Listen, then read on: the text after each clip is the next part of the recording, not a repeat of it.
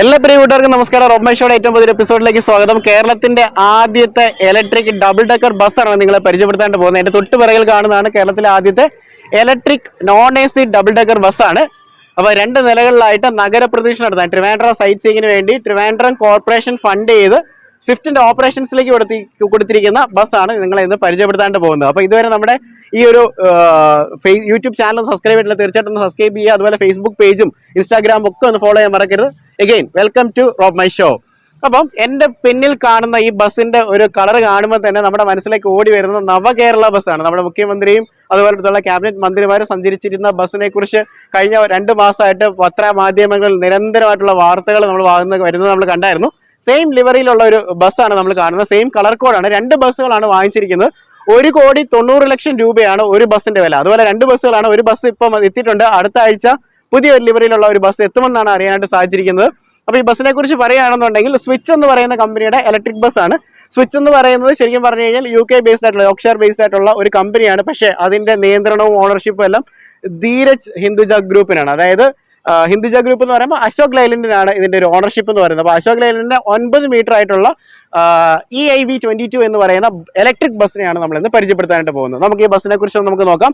ഫ്രണ്ടിൽ നിന്ന് നമ്മൾ പറയുകയാണെന്നുണ്ടെങ്കിൽ ഈ ഒരു സ്വിച്ച് എന്ന് പറഞ്ഞ കമ്പനി എന്ന് പറയുന്നത് ശരിക്കും പറഞ്ഞാൽ ലണ്ടനിലൊക്കെ ഉള്ള സൈറ്റ് സീയിങ്ങിന് വേണ്ടിയുള്ള ഇലക്ട്രിക് ബസ്സുകൾ പ്രൊവൈഡ് ചെയ്യുന്ന ഒരു കമ്പനിയാണ്. അപ്പോൾ അതിന്റെ ഒരു നോൺ AC ടൈപ്പ് ആയിട്ടുള്ള ഒരു ബോഡിയാണ് നമ്മൾ കണ്ടിരിക്കുന്നത്. ഇന്ത്യയിൽ മാത്രം തദ്ദേശീയമായിട്ട് വികസിപ്പിച്ചെടുത്തിരിക്കുന്ന സ്വിച്ചിന്റെ ടെക്നോളജി ഉപയോഗിച്ച് വികസിപ്പിച്ചെടുത്തിരിക്കുന്ന ബസ്സാണ് നമ്മൾ കണ്ടുകൊണ്ടിരിക്കുന്നത്. അപ്പോൾ ഡബിൾ ഡെക്കർ ബസ് ആയതുകൊണ്ട് തന്നെ ഭയങ്കര ഹൈറ്റ് ആണ് ഈ വാഹനത്തിന്. ഏറ്റവും മുകളിൽ വരുമ്പോൾ നമുക്ക് ഗ്ലാസ് ഏരിയ കാണാനായിട്ട് നമുക്ക് പറ്റും. അവിടെ ഇരുന്ന് നമുക്ക് നല്ല രീതിയിൽ നമുക്ക് നഗരത്തിന്റെ കാഴ്ച കാണാൻ പറ്റും. അപ്പോൾ 2 ഗാർഡുകൾ ഇവിടെ കൊടുത്തിട്ടുണ്ട്. സ്റ്റീലിന്റെ 2 ഗാർഡുകൾ. അത് വേറെ ഒന്നുമല്ല, ലൈക്ക് ഈ വാഹനം ഇത്ര ഹൈറ്റ് ഉള്ളതുകൊണ്ട് തന്നെ വല്ല മരച്ചില്ലകളിലോ അല്ലെന്നുണ്ടെങ്കിൽ ഈ പറയുന്ന ലൈൻ കമ്പികളിലോ അല്ലെങ്കിൽ വേറെ എന്തെങ്കിലും സംവിധാനങ്ങളിലൊക്കെ തട്ടിയിട്ട് അകത്തിരിക്കുന്നവർക്ക് പരിക്കുണ്ടാകരുത്. അല്ല, വാഹനത്തിന്റെ ഗ്ലാസ് ഏരിയയ്ക്കൊന്നും പരിക്കുണ്ടാകാതിരിക്കാൻ വേണ്ടി കൊടുത്തിരിക്കുന്ന റെയിലിംഗ്സ് ആണ്. തൊട്ടായിട്ട് ഒരു ഡെസ്റ്റിനേഷൻ ബോർഡ് നമുക്ക് കാണാനായിട്ട് പറ്റും. 5ഓളം ഡെസ്റ്റിനേഷൻ ബോർഡ്സ് ആണ് ഈ വാഹനത്തിന് അത് പ്രൊവൈഡ് ചെയ്തിരിക്കുന്നത്. താഴോട്ട് വരുമ്പോൾ ആ ഫ്ലാറ്റ് ആയിട്ടുള്ള വീതിയുള്ള ഗ്ലാസ് ഏരിയ നമുക്ക് കാണാനായിട്ട് പറ്റും. 2 കണ്ണാടികൾ നമുക്ക് കാണാനായിട്ട് പറ്റും. അതുപോലെ തന്നെ വാഹനത്തിന് വൈപ്പേഴ്സ് ഇവിടെ പ്രൊവൈഡ് ഉണ്ട്. സ്വിച്ചിന്റെ ബ്രാൻഡിങ് ഇങ്ങനെയാണ് കേട്ടോ. സ്വിച്ച് എന്ന് പറഞ്ഞ ബ്രാൻഡിങ് ഈ ഒരു റൈറ്റിംഗ് തന്നെയാണ്. ഞാൻ ആദ്യം സ്വിഫ്റ്റ് എന്നാണ് വിചാരിച്ചുകൊണ്ടിരുന്നത്, പക്ഷേ സ്വിച്ച് എന്നാണ്. ഓക്കെ, അതിന് തൊട്ട് താഴെയായിട്ട് ട്രിവാൻഡ്രം സിറ്റി സൈറ്റ് സീയിങ് എന്നുള്ളത് ഒരു ഗോൾഡൻ കളറിൽ ആലേഖനം ചെയ്തിട്ടുണ്ട്. അപ്പം തിരുവനന്തപുരം സിറ്റി സൈറ്റ് സീയിങ്ങിനുള്ള ഒരു വാഹനമാണ്. തൊട്ട് താഴോട്ട് വരുവാണെങ്കിൽ പച്ച കളറുള്ള ഇലക്ട്രിക് ബസ്സുകൾക്കും അല്ല ഇലക്ട്രിക് വാഹനങ്ങൾക്കെല്ലാം പച്ച നമ്പർ പ്ലേറ്റ്സ് ആണ്. അതും അവിടെ നമുക്ക് കാണാനായിട്ട് നമുക്ക് സാധിക്കും. ഇനി സൈഡിലേക്ക് വരുന്ന സമയത്ത് വാഹനത്തിന്റെ ലൈറ്റ്സ് നമുക്ക് കാണാനായിട്ട് പറ്റും. അത് ഒരു പ്രൊജക്ടർ ഹെഡ് ലാംപ്സ് ആണ് കാണാൻ പറ്റുന്നത്. ഇതൊരു ഹാലജൻ യൂണിറ്റും താഴെയായിട്ട് ടേൺ ഇൻഡിക്കേറ്റേഴ്സും കൊടുത്തിരിക്കുന്നതായിട്ട് നമുക്ക് കാണാനായിട്ട് പറ്റും. അതിന്റെ താഴെയായിട്ട് ഫോഗ് ലാംപ്സും ക്രമീകരിച്ചിട്ടുണ്ട്. അപ്പോൾ ഈ വാഹനത്തിന് ഒരു ചോക്ലേറ്റ് ബ്രൗൺ ആയിട്ടുള്ള ഒരു കളറാണ് നമുക്ക് കാണാനായിട്ട് സാധിക്കുന്നത്. നമുക്കിനി സൈഡിലേക്ക് ഒന്ന് പോകാം. എന്തൊക്കെയാണ് ഇതിന്റെ കാഴ്ചകൾ നമുക്ക് നോക്കാം.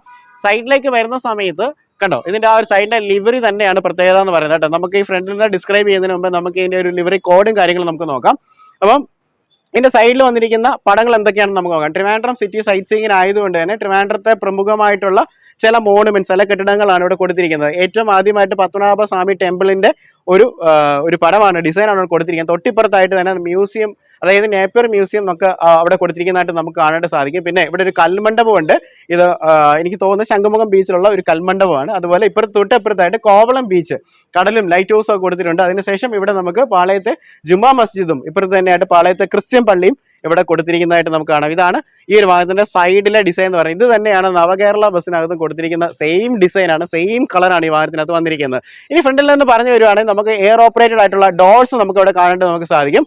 വാഹനത്തിന്റെ ഈ ഒരു ബോർഡ് EIV22 എന്ന് പറയുന്ന ബസ്സിന്റെ കോഡ് നമുക്ക് കാണാനായിട്ട് പറ്റും. അപ്പോൾ ഇന്ത്യയിലുള്ള ഡബിൾ ഡെക്കർ ബസ്സുകൾ, അത് ഇന്ത്യയിൽ വികസിപ്പിച്ചെടുത്തിരിക്കുന്നതാണ്. ഇവിടെ EIV22 നമ്മുടെ ഇന്ത്യയിലാണ് പൊതുവേ ഉള്ളത്.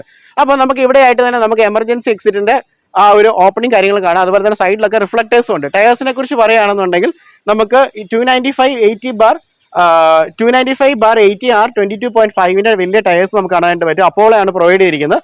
ഫ്രണ്ടിൽ വേവലർ ആയിട്ട് വരുന്ന സസ്പെൻഷൻ ആണ് കൊടുത്തിരിക്കുന്നത്. ബാക്കിലേക്ക് വരുമ്പോൾ ഫുള്ളി എയർ സസ്പെൻഷൻ ആണ് വാഹനത്തിനകത്ത് പ്രൊവൈഡ് ചെയ്തിരിക്കുന്നത്. ഫുള്ള് ഈ സൈഡിലേക്കൊക്കെ വരുമ്പോൾ ഗ്ലാസ് ഏരിയസും കാര്യങ്ങളൊക്കെ നമുക്ക് കാണാനായിട്ട് പറ്റും. ഏറ്റവും മുകളിൽ തന്നെ അവിടെയും സൈഡിലൊരു ഡെസ്റ്റിനേഷൻ ബോർഡ്സ് കാര്യങ്ങൾ കൊടുത്തിട്ടുണ്ട്. ഇത് നമുക്ക് ഏറ്റവും പുറകിലേക്ക് വരാം. പുറകിലേക്ക് വരുന്ന സമയത്ത് നമുക്ക് ഫ്രണ്ടിൽ നിന്ന് ബാക്കിലേക്കും അകലിൽ നിന്നും നമുക്ക് അകത്തേക്ക് ആക്സസ് ചെയ്യാൻ പറ്റും. ഇപ്പം ബാക്കിൽ നിന്നാണെന്നുണ്ടെങ്കിൽ നമുക്ക് മുകളിലോട്ട് കയറാനുള്ള സ്റ്റെയർ കേസും കാര്യങ്ങൾ പ്രൊവൈഡ് ചെയ്തിട്ടുണ്ട്. അതുപോലെ തന്നെ നമുക്ക് അകത്തേക്കുള്ള ഗ്യാങ് വേയിലേക്ക് നമുക്ക് നടന്നു പോകാം. അപ്പോൾ അകത്തേക്ക് പോകുന്നതിന് മുമ്പായിട്ട് ബസ്സിന്റെ ഒരു പുറകിലത്തെ കാഴ്ചയോടെ കാണിച്ചിട്ട് നമുക്ക് അകത്തേക്ക് പോകാം. അപ്പോൾ ബാക്കിലേക്ക് വരുന്ന സമയത്തും ശ്രദ്ധേയമായിട്ട് എടുത്തുള്ള ഒരു കാര്യം എന്ന് പറഞ്ഞാൽ വാഹനത്തിന്റെ ഹൈറ്റ് തന്നെയാണ്. ഭയങ്കര ഹൈറ്റിലാണ് ഇത് ക്രമീകരിച്ചിരിക്കുന്നത്. മുകളിൽ ഡെസ്റ്റിനേഷൻ ബോർഡ് നമുക്ക് കാണാനായിട്ട് വരുന്നത് വലിയൊരു ഗ്ലാസ് ഏരിയ ഉണ്ട്.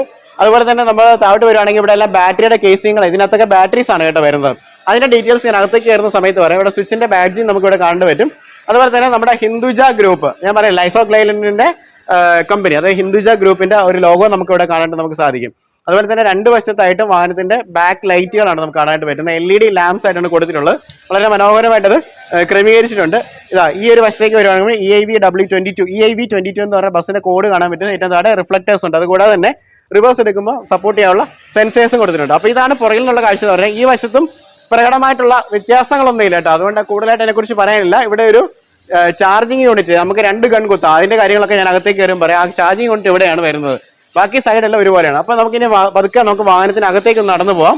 അപ്പൊ നമ്മൾ ഈ വാഹനത്തിന്റെ അകത്തേക്ക് കയറാൻ പോവാണ്. അപ്പോഴാണ് ശ്രദ്ധിച്ചോണ്ട കേരള ഗോഡ്സ് ഓൺ കൺട്രി അതൊരു സ്റ്റിക്കറിങ് ഇവിടെ കൊടുത്തിട്ടുണ്ട്. അപ്പം ഇതാ ഈ ഫ്ലോറിനെ കുറിച്ച് പറയുകയാണെന്നുണ്ടെങ്കിൽ ഇപ്പൊ നമ്മൾ പ്ലാറ്റ്ഫോമിന്റെ ഒരു ഹൈറ്റ് എന്ന് പറയുന്നത് ഭയങ്കര കുറവാണ് കേട്ടോ. ഒരു കാറിൽ അല്ലെങ്കിൽ ഒരു ചെറിയൊരു എന്താ പറയുക SUV വാഹനത്തിലേക്ക് കയറുന്ന ഒരു ഹൈറ്റ് മാത്രമേ ഉള്ളൂ. അപ്പൊ ഈസി ആയിട്ട് പ്രായമുള്ളവർക്കും വാഹനത്തിലേക്ക് കയറാൻ പറ്റുമെന്നാണ് പറഞ്ഞു വരുന്നത്. അപ്പൊ നമുക്ക് വാഹനത്തിനകത്തേക്ക് ഒന്ന് പോവാം.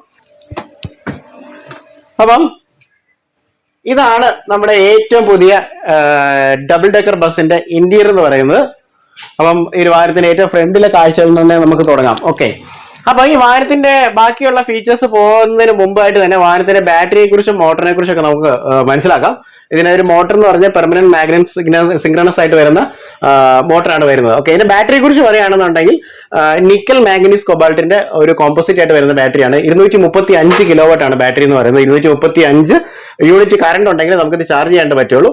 നമുക്ക് ഇതിന് ഫാസ്റ്റ് ചാർജിങ് അവൈലബിൾ ആണ്. നമുക്ക് 2 ഗണ്ണുണ്ട്, അതായത് ബാറ്ററി 2 ലൈനിലാണ് ഇരിക്കുന്നത്. അപ്പൊ നമുക്ക് 2 ഗണ്ണ് ഉപയോഗിച്ച് അറ്റ് എ ടൈം ചാർജ് ചെയ്യാൻ പറ്റും. അങ്ങനെയാണെങ്കിൽ 80% ചാർജ് ചെയ്യാനായിട്ട് 1 മണിക്കൂർ മതി. അതായത് 1 മണിക്കൂർ കൊണ്ട് ഈ ബസ് ചാർജ് ചെയ്യാൻ പറ്റുമെന്നാണ് പറയുന്നത് ഫാസ്റ്റ് ഗൺ ആണെങ്കിൽ.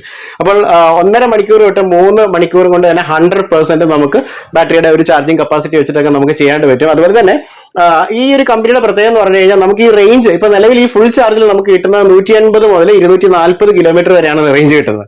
ഇതിനകത്ത് നമുക്ക് ബാറ്ററി പാക്കുകൾ വേണമെങ്കിൽ ആഡ് ചെയ്യാം. ഒക്കെ ഓരോ സ്ഥലത്തിന്റെ പ്രത്യേകത അനുസരിച്ചും ഡിസ്റ്റൻസ് അനുസരിച്ചും ഒക്കെ നമുക്ക് ബാറ്ററി പാക്കുകൾ ആഡ് ചെയ്യുന്ന തരത്തിലാണ് കമ്പനി സ്വിച്ച് എന്ന് പറഞ്ഞ കമ്പനി ഇതിന്റെ ബാറ്ററീസ് ഒക്കെ രൂപകൽപ്പന ചെയ്തിരിക്കുന്നത്. പിന്നെ നിക്കൽ മാഗ്നീസ് കൊബാൾട്ട് ആയതുകൊണ്ട് ലിഥിയം അയൺ ബാറ്ററിയേക്കാളും കുറച്ചും കൂടെ എഫിഷ്യന്റ് ആയിരിക്കും. അതുപോലെ കുറച്ചുകൂടെ സൈസ് കുറവും കോമ്പോസിറ്റ് ആയിരിക്കും. ലിക്വിഡ് കൂളിംഗ് ആണ് ഇത് ബാറ്ററിക്ക് പ്രൊവൈഡ് ചെയ്തിരിക്കുന്നത്. ഓക്കെ, ഇപ്പൊ ഇതൊക്കെയാണ് ഈ ഒരു വാഹനത്തിന്റെ ചാർജിങ്ങിനെ കുറിച്ച് പറയാനുള്ളത്. അപ്പം നമുക്ക് ഇതിന്റെ ഒരു ഡാഷ്ബോർഡും കാര്യങ്ങളൊക്കെ നമുക്ക് നോക്കാം. അപ്പം ഈ ഒരു വാഹനത്തിനകത്ത് ഒരു ഇലക്ട്രിക് ബസിന്റെ അതേ ഇന്റീരിയർ ഭാവങ്ങളൊക്കെ കൊടുത്തിട്ടുണ്ട്. നല്ല മനോഹരമായിട്ടുള്ള ഡാഷ്ബോർഡാണ്. ഏറ്റവും ശ്രദ്ധേയമായിട്ടുള്ള ഒരു കാര്യം എന്ന് പറഞ്ഞു കഴിഞ്ഞാൽ ഈ ഒരു വാഹനത്തിന്റെ സ്റ്റിയറിംഗും കാര്യങ്ങളും.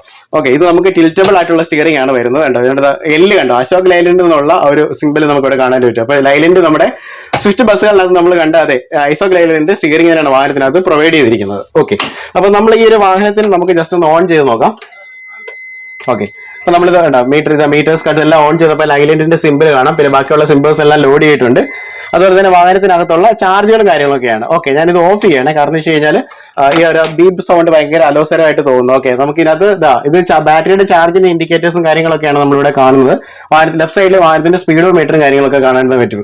തൊട്ടടുക്കായിട്ട് ചെറിയൊരു ഡിസ്പ്ലേ അവിടെ കൊടുത്തിരിക്കുന്നതായിട്ട് നമുക്ക് കാണാനായിട്ട് പറ്റും. അപ്പം ശരിക്കും ഒരു ലൈലൻഡ് ബസിന്റെ കൺസോളൊക്കെ തന്നെയായിട്ടാണ് ഇരിക്കുന്നത്. പിന്നെ ഈ വശത്തേക്ക് വരുവാണെങ്കിൽ കംപ്ലീറ്റ് സ്വിച്ചസും കാര്യങ്ങളൊക്കെ പ്രൊവൈഡ് ചെയ്തിട്ടുണ്ട്. ബാറ്ററിയുടെ സ്വിച്ചുകളും ഹസാർഡും എമർജൻസിയുടെ ഫാന്റെയും അതുപോലെ ഹിൽ ഹോൾഡ് അസിസ്റ്റിന്റെയും പാസഞ്ചർ ലാമ്പിന്റെയും അങ്ങനെയൊക്കെ എല്ലാത്തിന്റെയും ഒരു സ്വിച്ചസ് ഇവിടെ കാണാനായിട്ട് പറ്റും. പിന്നെ എയർ ബ്രേക്കുകൾ നമുക്ക് ഇവിടെ കാണാനായിട്ട് നമുക്ക് സാധിക്കും. ഓക്കെ, ഫ്രണ്ടിൽ ഇതിനകത്ത് വരുന്ന ഡിസ്ക് ബ്രേക്കുകളും ബാക്കിലെ ഡ്രം ബ്രേക്സും ആണ് വാഹനത്തിനകത്ത് പ്രൊവൈഡ് ചെയ്തിരിക്കുന്നത്. അതുപോലെ നമുക്ക് ഈ താഴോട്ട് വരുന്ന സമയത്ത് ഇവിടെ OBD ടൂൾ കണക്ട് ചെയ്യാനായിട്ടുള്ള പോർട്ടുകളും കാര്യങ്ങളൊക്കെ നമുക്ക് ഇവിടെ കാണാനായിട്ട് നമുക്ക് സാധിക്കും. അതുപോലെ തന്നെ വാഹനം ഓഫ് ചെയ്യാനുള്ള സംവിധാനങ്ങളൊക്കെ അവിടെ പ്രൊവൈഡ് ചെയ്തിട്ടുണ്ട്. ഈ വശത്തേക്ക് വരുവാണെന്നുണ്ടെങ്കിൽ ഇവിടെ ഒരു ഡ്രൈവർ ഡോർ ഉണ്ട്. നമുക്കത് ഓപ്പൺ ചെയ്യാനായിട്ട് നമുക്ക് സാധിക്കും. അത്യാവശ്യം വലിയ ഡ്രൈവർ ഡോർ ആണ്.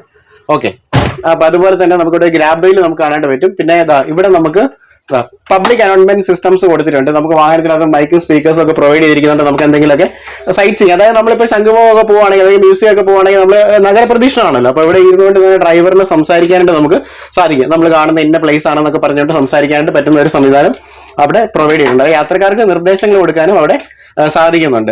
ഓക്കെ, അപ്പൊ ഇതാണ് ഈ ഒരു വശത്തെ പ്രത്യേകത എന്ന് പറയുന്നത്. പിന്നെ ഈ വശത്തുള്ള കൺസോളുകളും കാര്യങ്ങളും നമുക്ക് നോക്കാം. ഇവിടെയും കുറെ സ്വിച്ചസ് ആണ്, ഡെസ്റ്റിനേഷൻ ബോർഡിന്റെ സ്വിച്ചസും കാര്യങ്ങളൊക്കെയാണ്.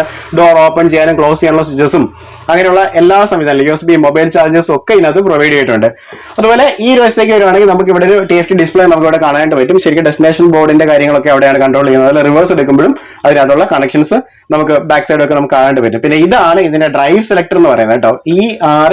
ERND, അതായത് റിവേഴ്സ് ന്യൂട്രൽ ഡ്രൈവ് ആണ്. ഈ എന്താണെന്ന് എനിക്ക് സത്യമായിട്ട് അറിയത്തില്ല, അറിയാവുന്നവരൊന്ന് കമന്റ് ചെയ്തേക്കണം. ഓക്കെ, അത് നമുക്ക് ഇവിടെ ഏതാണ് സെലക്ട് ചെയ്ത് കിടക്കുന്നുള്ളത് ഈ ഡിസ്പ്ലേക്ക് അത് നമുക്ക് അറിയാനായിട്ട് നമുക്ക് സാധിക്കും. അതിനകത്ത് അശോക് ലൈലൻഡിന്റെ സ്റ്റിക്കർ നമുക്ക് കാണാം. ഇതിനകത്തൊരു കട്ട് ഓഫ് മാസ്റ്റർ കട്ട് ഓഫും സ്വിച്ചും നമുക്ക് ഇവിടെ കാണാനായിട്ട് നമുക്ക് സാധിക്കും. അപ്പൊ ഇതാണ് ഈ ഒരു ഡ്രൈവർ ക്യാബിനിലെ വിശേഷങ്ങൾ എന്ന് പറയുന്നത്. സീറ്റ് അത്യാവശ്യം നല്ല കംഫർട്ടബിൾ ആയിട്ടുള്ള സീറ്റുകളാണ്, സാധാരണ ലൈലൻഡിന്റെ വള്ളി സീറ്റുകളല്ല എന്നുള്ളതും ഒരു പ്രത്യേകതയാണ്. ഓക്കെ, ഇനി നമ്മള് ഇവിടെ ഒരു ഡെസ്റ്റിനേഷൻ ബോർഡ് കാണാം. ബോർഡിലേക്ക് നോക്കുകയാണെങ്കിൽ ഇവിടെ ഒരു സ്പീക്കർ സെറ്റ് കാണാം കേട്ടോ. ഇവിടെ വണ്ടിക്കകത്തൊക്കെ കുറെ സ്പീക്കേഴ്സ് ഉണ്ട്. അതുപോലെ 5ഓളം ക്യാമറകൾ വാഹനത്തിനകത്ത് പ്രൊവൈഡ് ചെയ്തിട്ടുണ്ട്. അപ്പം ഈ ഇവിടെ ഒരു ക്യാമറ നമുക്ക് കാണാനായിട്ട് നമുക്ക് സാധിക്കും. ഓക്കെ, ഇനി നമുക്ക് പ്രധാനമായിട്ടും നമുക്ക് വാഹനത്തിന്റെ സീറ്റിങ്ങുകളെ കുറിച്ച് നമുക്കൊന്ന് നോക്കാം. സീറ്റിങ്ങുകളെ കുറിച്ച് നോക്കുന്ന സമയത്ത് ഓക്കെ, ഞാൻ റിവേഴ്സ് ആയിട്ട് ഞാൻ കാണിച്ചു തരാം. ഓക്കെ, അപ്പം ഈ ഒരു സീറ്റിലിരിക്കാം. ഓക്കെ, ഈ ഒരു സീറ്റിലിരിക്കുന്ന സമയത്ത് വേണ്ട നല്ല ഒരു പച്ച കളറുള്ള ഒരു സീറ്റിന്റെ മെറ്റീരിയലും ബ്ലൂ കളറുള്ള എന്താ പറയുന്നത് റെക്സിൻ ടൈപ്പ് മെറ്റീരിയൽസും ആണ് സീറ്റ് കൊടുത്തിരിക്കുന്നത്. നല്ല കളർഫുൾ ആയിട്ട് തന്നെയാണ് മെയിൻറ്റെയിൻ ചെയ്തിരിക്കുന്നത്. നമ്മൾ എടുത്തു പറയേണ്ട ഒരു പ്രത്യേകത എന്ന് പറഞ്ഞിട്ടുണ്ട്, നമ്മുടെ ലെഗ് സ്പേസ് നോക്കി. ഞാൻ 170 സെന്റിമീറ്റർ പൊക്കമുള്ള ഒരാളാണ്. അപ്പൊ എന്റെ ലെഗ് സ്പേസ് ഇഷ്ടം പോലെ ലെഗ് സ്പേസ് ഉണ്ട് എന്നുള്ളതാണ്. ഈ വാഹനത്തിന്റെ സീറ്റിംഗ് കപ്പാസിറ്റി എന്ന് പറഞ്ഞു കഴിഞ്ഞാൽ 65+ ഡ്രൈവറാണ്. അത് 65+D ആണ് വരുന്നത്. നോൺ AC ബസ്സാണ് കേട്ടോ. ഞാൻ നിന്ന് വേർത്ത് വെട്ടി ഒഴുകുവാണ് കേട്ടോ. അപ്പൊ അത് മാത്രമേ ഞാൻ പ്രശ്നമായിട്ട് കണ്ടുള്ളൂ. ലൈക്ക് നമുക്ക് ഇതൊരു AC ബസ്സുകളാണ് നമ്മുടെ നഗരത്തിന് ഇനി വേണ്ട. കാരണം നമ്മുടെ കേരളത്തിലും ചൂട് അതിഗംഭീരമായിട്ട് കൂടിക്കൊണ്ടിരിക്കുകയാണ്. വാഹനത്തിനകത്ത് നമുക്ക് ഗ്രാബ് റീൽസും കാര്യങ്ങളൊക്കെ ഇവിടെ കൊടുത്തിട്ടുണ്ട്. നമുക്ക് പിടിച്ചു വയ്ക്കാനുള്ള സംവിധാനങ്ങളൊക്കെ ഉണ്ട്. ഓക്കെ, അപ്പൊ ഇതാണ് ഇതിന്റെ സീറ്റിംഗ് ലേഔട്ട് എന്ന് പറയുന്നത്. ഇത് കൂടാതെ വാഹനത്തിനകത്ത് നമുക്ക് ടിവിയും കാര്യങ്ങളൊക്കെ നിങ്ങൾക്ക് കാണാൻ പറ്റും. കുറച്ച് ബാക്കിലേക്ക് പോകുന്ന സമയത്ത് നിങ്ങൾക്ക് TV കാണിക്കാം കേട്ടോ. ഇവിടെ ഒരു ടിവിയും കാര്യങ്ങളൊക്കെ പ്രൊവൈഡ് ചെയ്തിട്ടുണ്ട്. അത് കൂടാതെ എന്താണ് എമർജൻസി സ്വിച്ചുകൾ, ഇതൊക്കെ എല്ലാ ബസ്സുകളും മാൻഡേറ്ററി ആണ്. പിന്നെ ബസ് നിർത്താനുള്ള സ്റ്റോപ്പിന്റെ സ്വിച്ചുകളും നമുക്ക് അവിടെ കാണാനായിട്ട് പറ്റും. അപ്പൊ ഇതൊക്കെയാണ് വാഹനത്തിന് അകത്തെ കാഴ്ചകൾ എന്ന് പറയുന്നത്. അപ്പൊ ഇനി നമുക്ക് മുകളിലത്തെ ഡെക്കിലേക്ക് നമുക്കൊന്ന് പോകാം. അപ്പൊ ഇവിടെ വരെയുള്ള സീറ്റുകൾ നിലത്തും ഇവിടെ നിന്നുള്ള ഒരു ഹൈ റൈസ്ഡ് ആയിട്ടുള്ള ഒരു പ്ലാറ്റ്ഫോമിലാണ് ഇരിക്കുന്നത്. അപ്പൊ ഇവിടെ ഇരുന്ന കുറച്ചുകൂടെ സീറ്റ് ഹൈറ്റിലെ പൊസിഷനിൽ നമുക്ക് സ്ഥലങ്ങളൊക്കെ കാണാൻ നമുക്ക് സാധിക്കും. പിന്നെ ഗ്ലാസ് ഒക്കെ ബ്രേക്ക് ചെയ്യാനുള്ള ഹാമർ ഒക്കെ ഉണ്ട്. ഇതൊന്നും പിന്നെ പ്രത്യേകിച്ച് പറയേണ്ട ആവശ്യമില്ല. ഇനി ഇതിന്റെ ഏറ്റവും മനോഹരമായിട്ടുള്ള സീറ്റുകൾ ഇതിന്റെ മോൾ വശത്തായിരിക്കും അല്ലെ. നമുക്ക് മോൾ വശത്തേക്ക് ഒന്ന് പോകാം. അപ്പം 2 സെറ്റ് നടയുണ്ട് കേട്ടോ. ഞാനത് പറയാണ്ട് വിറ്റുപോയി. ഫ്രണ്ടിലോട്ട് ഒന്ന് തിരിച്ചൊന്ന് കാണിച്ച് അങ്ങോട്ട് നോക്കുകയാണെങ്കിൽ ഫ്രണ്ടിൽ ഡ്രൈവറിന്റെ തൊട്ട് ബാക്കിലും ഒരു സെറ്റ് നടയുണ്ട്. അപ്പൊ അതേപോലെ തന്നെ നമുക്ക് ബാക്കിൽ നിന്നും നടയുണ്ട്. അപ്പൊ നമുക്കൊരു കാര്യം ചെയ്യാം, ഡ്രൈവറിന്റെ അവിടുത്തെ നടവഴി നമുക്കൊന്ന് കയറി നോക്കാം. ഓക്കെ, അപ്പം വണ്ടിക്കകത്തോടെ നമ്മൾ നടന്ന് ഇങ്ങനെ ഈ ഒരു നട ഇങ്ങനെ കയറിയാൽ മതി. തലയൊന്നും തട്ടത്തില്ല കേട്ടോ. അത്യാവശ്യം ഇവിടെ ഒരു കുഷനൊക്കെ വെച്ചിട്ടുണ്ട്. തല തട്ടായിരിക്കും, നല്ല പൊക്കമുള്ളവരൊക്കെ തലയിട്ടായിരിക്കും കുഷൻ ഉണ്ട്. അപ്പം ഒരു 1 2 3 4 5 6 7 സ്റ്റെപ്പ് കയറി വേണം നമ്മൾ മുകളിലേക്ക് എത്തിച്ചേരാനായിട്ട്. ഓക്കെ, അപ്പം ഇതാണ് ഈ ബസ്സിന്റെ ടോപ്പിൽ നിന്നുള്ള ഒരു കാഴ്ച എന്ന് പറയുന്നത്. അപ്പം നമ്മൾ ഇതിന്റെ സീറ്റ്സും കാര്യങ്ങളും ലേഔട്ട്സും ഒക്കെ നമുക്ക് ഇവിടെ കാണാനായിട്ട് നമുക്ക് സാധിക്കും. അപ്പം താഴെയുള്ള അതേപോലത്തിലുള്ള സീറ്റിംഗ് ലേഔട്ടുകളാണ്. പക്ഷെ ബാക്കിലേക്ക് വരുന്ന സമയത്ത് ഫ്ലാറ്റ് ആയിട്ടുള്ള ഒരു ബെഡാണ് വരുന്നത്. അതായത് നമുക്ക് കയറ്റ വ്യത്യാസങ്ങളില്ലാതെ നമുക്ക് കൃത്യമായിട്ട് ഇരിക്കാൻ പറ്റുന്ന രീതിയിലാണ് ഇതിന്റെ ഒരു ഫ്ലോർ അറേഞ്ച് ചെയ്തിരിക്കുന്നത്. ഏറ്റവും ബാക്കിൽ നിന്നുള്ള നടയും കാര്യങ്ങളാണ് നിങ്ങളിപ്പോൾ കണ്ടത്. അപ്പൊ ഇതാണ് ഇതിന്റെ മുകളിലുള്ള സീറ്റിംഗ് ലേഔട്ട് എന്ന് പറയുന്നത്. ഏറ്റവും ഫ്രണ്ടിൽ കണ്ടു ഇങ്ങനെ ഒരു കവർ ഉണ്ട് കേട്ടോ. അപ്പം ഈ ഒരു കവർ ഉള്ളത് കൊണ്ട് തന്നെ ഈ 2 സീറ്റിനടിയിൽ ഇരുന്ന് കഴിഞ്ഞാൽ 4 സീറ്റിനടിയിൽ ഇരുന്ന് കഴിഞ്ഞാൽ നമുക്കധികം വെയിലേക്ക് തോന്നുന്നില്ല. അതുപോലെ തന്നെ നമുക്ക് ഒരു അധികം സുരക്ഷയും കിട്ടുമെന്ന് തോന്നുന്നു. കാരണം വെച്ചാൽ മരച്ചില്ലയൊന്നും നമ്മുടെ ദേഹത്ത് അടിക്കത്തില്ല. ഓക്കെ, എല്ലാത്തിനും സീറ്റ് ബെൽറ്റ്സും കാര്യങ്ങളൊക്കെ പ്രൊവൈഡ് ചെയ്തിട്ടുണ്ട്. അപ്പോൾ ഇതിനെ പിടിച്ചിരിക്കാനുള്ള ഒരു ഗ്രാബ് റെയിലും കൊടുത്തിട്ടുണ്ട്. ഇവിടെ നോ സ്മോക്കിംഗ് ആണ്. ഇവിടെ തന്നെ നമുക്ക് കണ്ണാടിയും കാര്യങ്ങളൊക്കെ പ്രൊവൈഡ് ചെയ്തിട്ടുണ്ട്. അപ്പോൾ ഇതൊക്കെയാണ് കേരളത്തിലെ ആദ്യത്തെ നോൺ AC ആയിട്ട് വന്നിരിക്കുന്ന ഇലക്ട്രിക് ഡബിൾ ഡെക്കർ ബസ് എന്ന് പറയുന്നത്. നമ്മുടെ കേരളത്തിലെ ആദ്യത്തെ ഒരു സംരംഭമാണ്. നമുക്ക് നഗരത്തിൽ നമുക്ക് ഓൾറെഡി ബസ്സുകളുണ്ട്, അതായത് ഡബിൾ ഡെക്കർ ബസ്സുകളുണ്ട്. പക്ഷേ ഇലക്ട്രിക്കൽ ആദ്യമായിട്ടാണ് വരുന്നത്. അപ്പോൾ ഇനി മുതൽ കുലുക്കവും കരിയും പുകയും ഒന്നും ഇല്ലാതെ തന്നെ വളരെ മനോഹരമായിട്ടുള്ള നഗരത്തിന്റെ കാഴ്ചകൾ നമുക്ക് ബസ്സിൽ നിന്ന് ആസ്വദിക്കാൻ നമുക്ക് സാധിക്കും. അപ്പോൾ ഇതുവരെ നമ്മുടെ പേജ് ഫോളോ ചെയ്യാത്തവർ തീർച്ചയായിട്ടും ഒന്ന് ഫോളോ ചെയ്യണം. അതുപോലെ തന്നെ നിങ്ങളുടെ ഈ ബസ്സിനെ കുറിച്ചുള്ള നിങ്ങളുടെ അഭിപ്രായങ്ങളും നിർദ്ദേശങ്ങളും നിങ്ങൾ കമന്റ് രൂപേണ്ട എഴുതണം. അപ്പോൾ പുതിയൊരു വീഡിയോ ആയിട്ട് കണ്ടുപിട്ടാം. So this is Robin signing from Rob my show.